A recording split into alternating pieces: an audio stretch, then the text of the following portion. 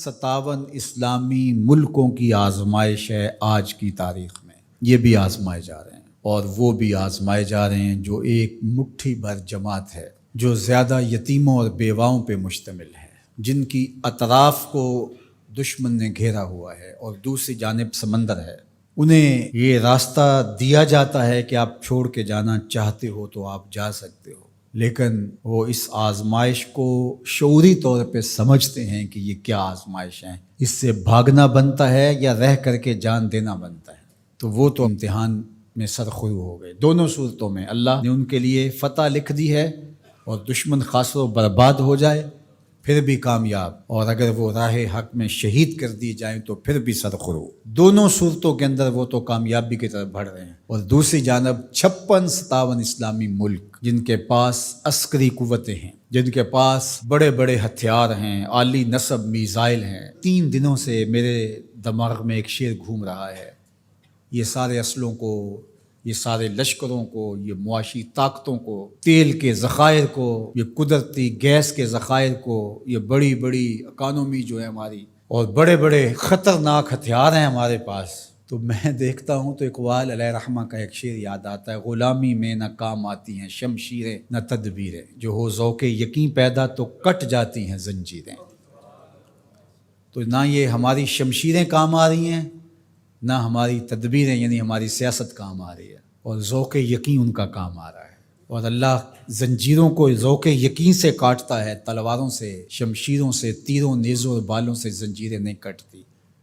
رکھو تم اپنے تیر اپنے گھر، رکھو تلواریں اپنے گھر، رکھو نیزے اپنے گھر، رکھو یہ بڑے بڑے قیمتی ہتھیار تم سنبھال کے رکھو، ان کو مضبوط حصار میں رکھو، ہوا نہ لگنے دو. اللہ ان کے پتھروں میں طاقت ڈال دے گا، اللہ ان کو توانائی عطا کرے گا.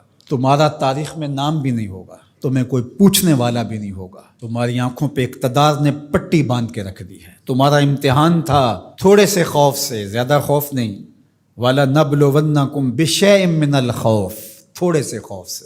علماء تفسیر نے لکھا مکمل خوف اگر ڈال دیا جائے تو کوئی سہار ہی نہیں سکتا، تو لہٰذا وہ امتحان ہی کیسے دے گا. تو اللہ امتحان اتنا ہی ڈالتا ہے جتنا وہ سہ سکتا ہے. تو تھوڑا سا خوف ڈالا. مسافتوں کے اوپر بیٹھے ہوئے لوگ، مضبوط قلعوں میں بیٹھے ہوئے لوگ، آلات حرب و ضرب کی فراوانی کے باوجود ایک بیان بھی تول تول کے دیتے ہیں کہ کسی کو برا نہ لگ جائے. اللہ نے امتحان لیا تو سارے چہرے کھل کے سامنے آ گئے. عرب کہاں کھڑا ہے، عجم کہاں کھڑا ہے، اور وہ دودھ پیتا بچہ جو ماں کی چھاتی سے دودھ چوس رہا تھا اور میزائل نے اڑا دیا، وہ ایک طرف کھڑا ہے.